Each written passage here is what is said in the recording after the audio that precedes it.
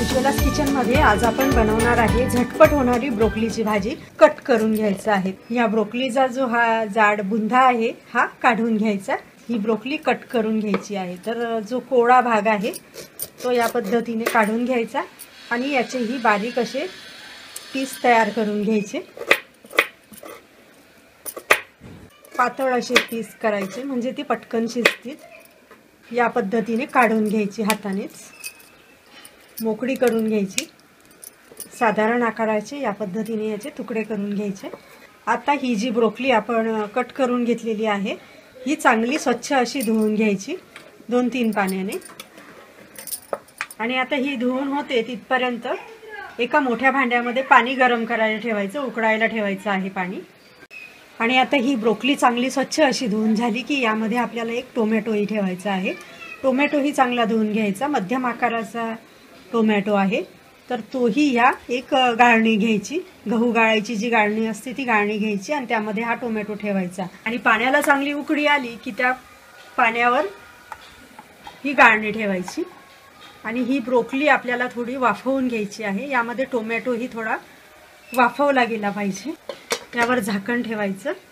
अगदी 5 मिनिटांसाठी ही ब्रोकली वाफेवर वाफवून घ्यायची आहे पाण्यावर। आणि आता 5 मिनिटांनंतर ही ब्रोकली फक्त 5 मिनिटं वाफवायची, जास्त वेळ नाही, नाहीतर मग ती खूप शिजून जाते।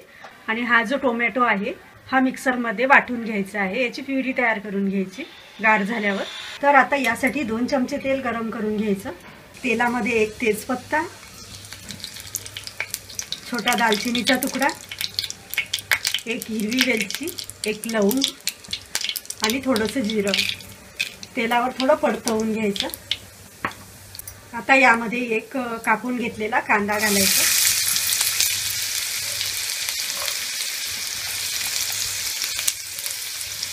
चिमूटभर मीठ। कांदा थोडा फुलेपर्यंत परतवून घ्यायचा। कांदा थोडा परतवून झाला की यामध्ये 1 हिरवी मिरची घालायची कापून घेतलेली, 1 चमचा आलं लसूणची पेस्ट परतवून घ्यायचं थोडं। आता यामध्ये अर्धा चमचा लाल मिरची पावडर, गॅसची फ्लेम मीडियम ठेवायची, अर्धा चमचा धनेपूड, थोडीशी हळद परतवून घ्यायची।